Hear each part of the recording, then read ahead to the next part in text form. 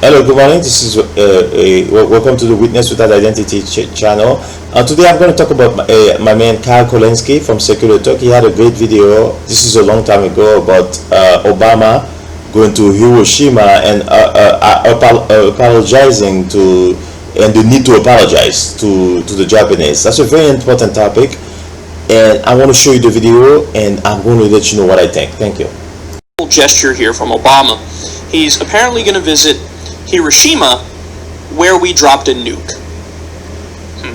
So they say, eager to heal old wounds and galvanize new generations, President Barack Obama this month will be the first sitting American president to visit Hiroshima, where 7 decades ago the U.S. dropped the devastating sitting American president to visit Hiroshima, where 7 decades ago the U.S. dropped the devastating atomic bomb that ushered in the nuclear age. By visiting the Peace Park near the epicenter of the 1945 attack, the president hopes to reinvigorate efforts worldwide to eliminate nuclear weapons. But in a sign of the extraordinary political sensitivities attached to the gesture, the White House is going out of its way to stress that Obama will not come bearing an apology. Alright, this story here is quintessential Obama. This is Barack Obama 101. This is the school of Barack Obama through and through.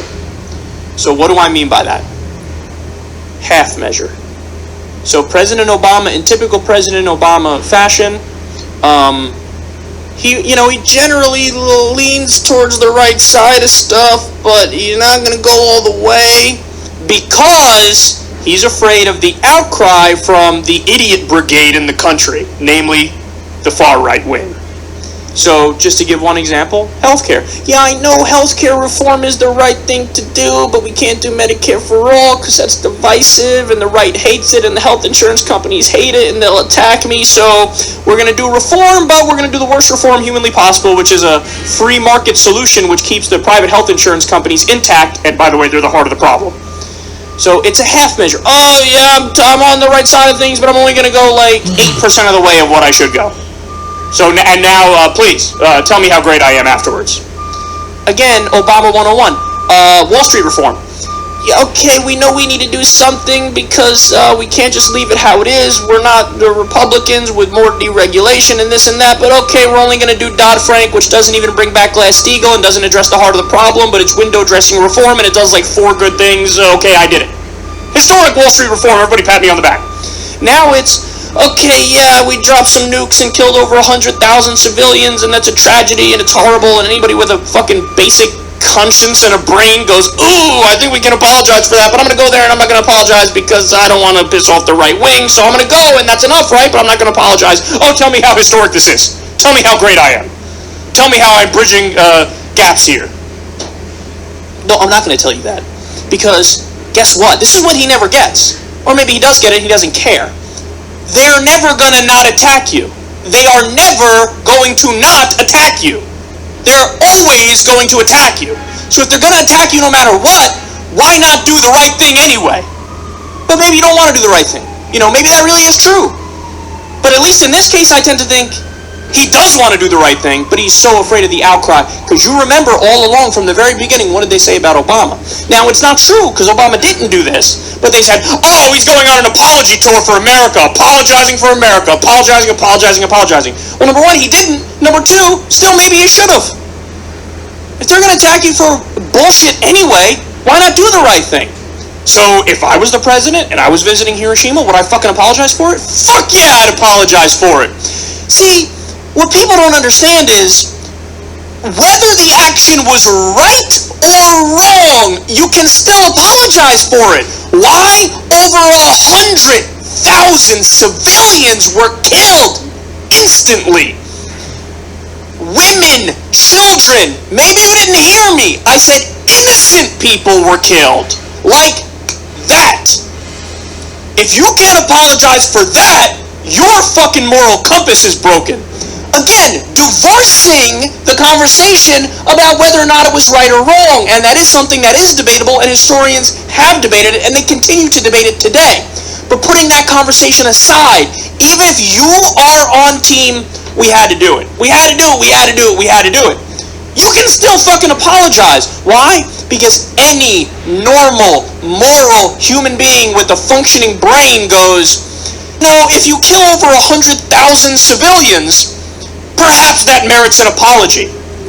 If anybody else does it, immediately they're a rogue nation, they're a terror state, they're bad people, they're evil, they're immoral, they're backwards. But when we kill 100,000 civilians, not only is there rationalization, also, years later, we say, our liberal democratic president says, well, we can't apologize, don't be crazy. When we kill over 100,000 civilians, we go in there and we show ourselves and that's enough. Isn't that enough for you? Now you need me to say, I'm sorry I killed women and children and babies, I apologize for that. Yeah, you should fucking do it because it's the right fucking thing. And the right wing is going to attack you anyway. So do the right thing and then have them attack you, and then when they attack you, they'll look even more ridiculous. See, the fundamental weakness of Obama is caving to the right and buying into their framing. Why are you buying into their framing? If their framing is, no, you never apologize to anybody, even if you kill over 100,000 civilians, then they're idiots. They're stupid people. Never mind the fact that they're immoral. Why would you buy into their framing? Their framing sucks. Their framing is stupid. I'm embarrassed by their framing. I'm embarrassed that their framing is part of this fucking country. And what do? I'm going to give in to that. I'll go, but I'll not apologize. Go the next step. Why don't you? Just go the next step. Pull a Trump or something. Show up to Hiroshima and go, maybe I had it coming. How about that? Maybe it's good that over 100,000 civilians died. There, I said it to your face. How about that? Yet again, they think stupidity is strength. Let me be a jackass, and that's strong. No, you're just a jackass. And Obama caves into that and meets them halfway, which means Obama is a half jackass. So you see the video, right? This is an interesting topic. I've thought about it very carefully. I want to bring back all the ideas that I had about this Obama situation so that you guys can carefully listen to what I'm saying. Kyle Kulinski, I think there are a lot of nuances in these situations, like about the nuclear weapon, but I want to study it more from. But this is the way I look at it. Like, this is what I see.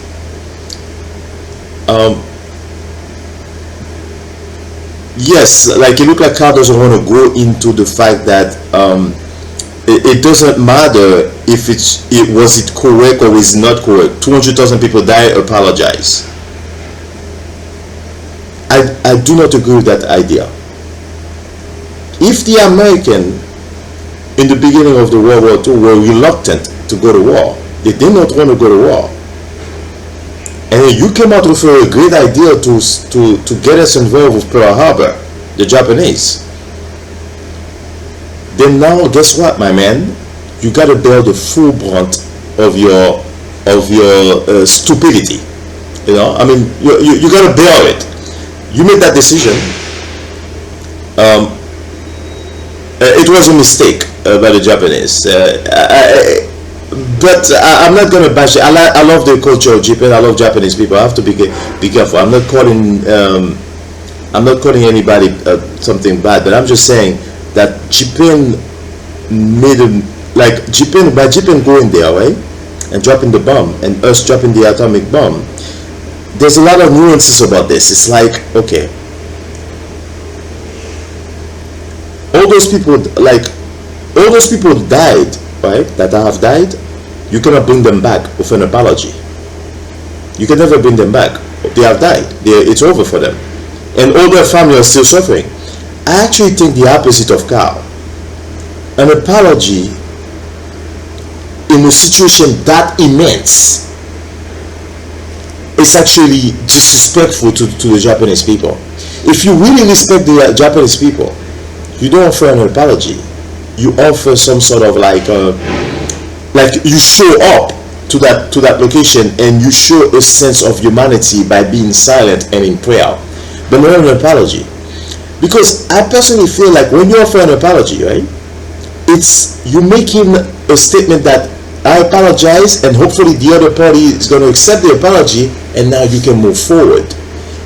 What if I do not want to move forward after the act? I don't think it will be a good thing for America to move forward after this act that killed over 200,000 people. I think there are acts that you cannot move forward, but I understand people do apologies, but I don't like it like that for situations like that. Like, for example, if somebody goes and kills 300 people in a church, like that hardcore right-wing guy, and then you say you apologize, that's not going to touch anybody. And if you accept the apology, you're basically saying that you don't care about all those people that die.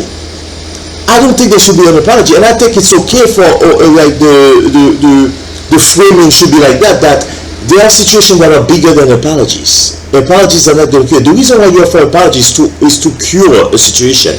It's not going to cure it, Kyle. It's never going to cure it. 200,000 people will die by the atomic bomb, and it's never going to cure it. So the way I look at it, for me, the cure for a situation like this, I think the best way to approach a situation like this is that, as I told you, this channel is more about meditation and quietness and being living in the present. And I personally, I know this is gonna sound weird. I think the best form to recognize the extent of the devastation is to just show up and be silent with the Japanese people, and maybe holding their hand. We all hold each other's hand as humanity, but we don't have to say an apology, because when you apologize, you're basically saying that you want to move on, and I don't think you should move on. I actually think the opposite. I actually think that America should go to Japan every other year or every year to that site to show a sign of recognition of the act of the atomic bomb. But I also think Japan needs to do the same. I believe that the situation with the atomic bomb was a reciprocal situation, because it's a learning experiment. It's like when you apologize, right? What you're basically saying is that, okay, you did something wrong and it was messed up, you apologize, and then you give the apology. What do you expect? You expect the other person to agree with you, and you can move forward. I'm saying to you, you cannot move forward after an act like that. It looks like Kyle Kulinski wants to move forward. You cannot move forward. I think it's better to be silent. That's the framing I want to go. So I don't want to offer an apology to show that I'm the bad guy, I'm the tough guy like the right-wingers. I do not offer an apology because I think there's no cure for this act. So it's actually extremely compassionate, but extremely careful, and also an understanding of a lesson. I don't think either side should move forward with the World War II. Nobody should move forward. Nobody should forget it.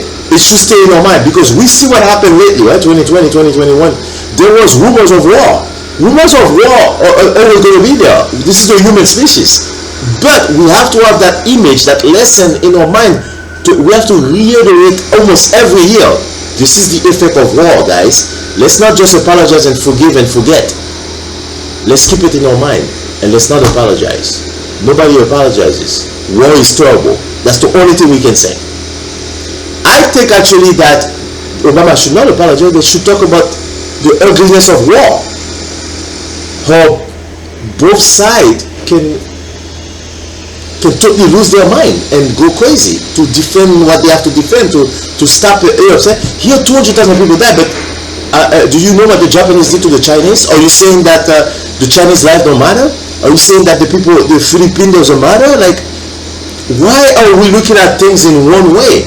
And I kind of feel like the Japanese did not fully apologize for the war also. I don't know. It seems like that. So I kind of feel, in a government issue, like between countries, it's a lot more difficult to do that. I feel that an apology will decrease the value of the act. Because like let's say I come to you, right? Somebody comes and totally kill your family, and then they apologize.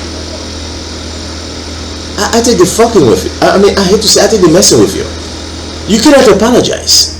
You see what I'm saying? Like Hiroshima, you cannot apologize. And the Japanese need to apologize to the Chinese, but I don't think they should. I don't think apology in those kind of act work.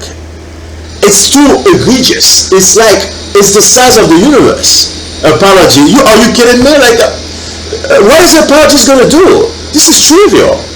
And so I totally disagree with Kyle. I think it's like it's something that's so big that you just gotta show up, hold each other's hand, and be silent maybe be silent for like half an hour. The time that the bomb was dropped, be silent for that moment and hold each other's hand. And it's a recognition of the act, of the devastation. You recognize the devastation, but you're not apologizing. Because apology means that like when you apologize to me, I feel like you know that you did bad, but there's also another underlying thing about it. It's like you want to move forward. You should not move forward. I think there are acts that you need to show up almost every year to show recognition of the act.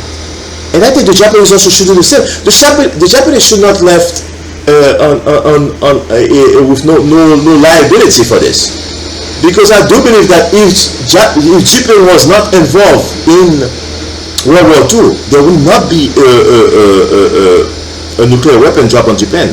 I know that. I don't believe. I know that America was not going to drop a bomb on Japan just because they are Japanese. It's because of all the craziness that they were doing, and America dropped the bomb. Now you can talk about, okay, you know what I'm saying, like maybe what should we do? We should go in, but now more people are going to die. So it was a very calculated move. I personally, I do not know what to tell you. This is the best thing I can say about the World War II and the war in Hiroshima. This is one thing I learned, and I hope that everybody can learn something. It's one thing I learned. When there's war, you cannot promise the enemy how you're going to attack. War is not like pizza, you know. Like if I order pizza, I want sausages and extra cheese. That's not the way war works. Whatever weapon you have, you might have to use it. That's the way I look at war. And I think that's what's going on with Black Lives Matter, with the police. That's why I am a little bit for the people complying with the police, but the police also, they have to know how to do it. So you have to be careful. So what I'm saying is, like, you don't know how the person's going to react. You know what I'm saying? It's kind of like there are many cases that you see that the people overreact. The police overreact. A lot of the police are racist. We know that. There's systemic racism. But sometimes the police overreact. Why? Because they don't know how to do that. So I believe that in war, you see it in gang violence in Chicago. One guy shot one gun, but the other guy blasted the place with 300 bullets.